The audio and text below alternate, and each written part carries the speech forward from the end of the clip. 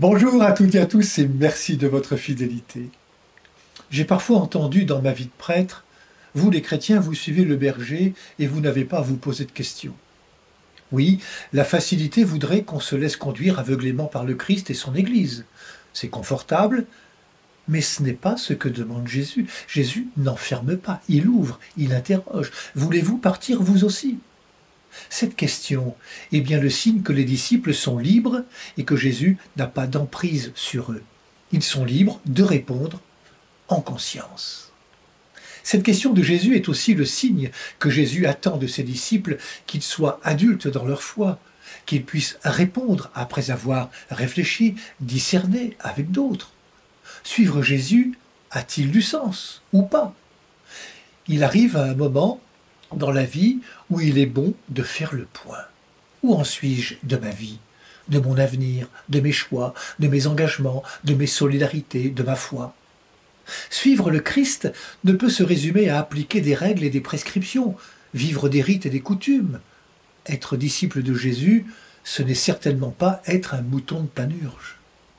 Suivre le Christ engage notre vie tout entière et nous entraîne dans une vie de service du monde et des frères. Croire en Jésus ne nous retire pas du monde, ne nous protège pas du monde, mais nous envoie dans le monde, et cela c'est vrai, et parfois rude. Qui d'entre nous n'a eu un jour envie de quitter le navire ? Quitter l'usine ou l'entreprise parce que c'est trop rude, quitter un quartier parce que ce n'est plus vivable, quitter un époux, une épouse, quitter l'église parce que je ne suis pas d'accord avec tout ce qu'elle propose, abandonner la foi. Et c'est là que l'Évangile nous offre la profession de foi de Pierre, comme un témoignage. Seigneur, à qui irions-nous ? Tu as les paroles de la vie éternelle.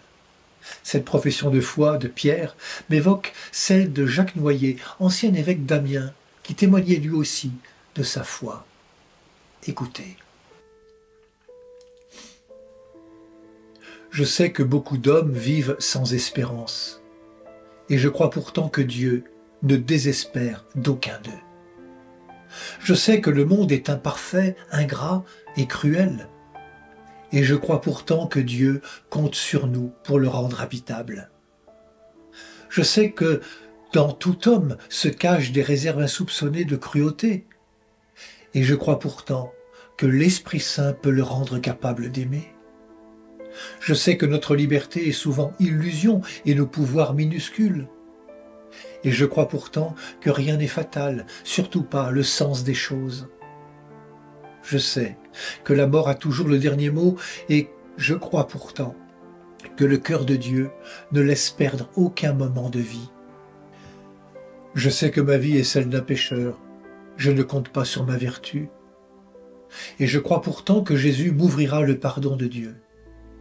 Je sais que les hommes naissent dans une culture, une histoire, une religion. Et je crois pourtant que l'amour a quelque chose d'éternel. Je sais que ce que je sais du monde n'est presque rien.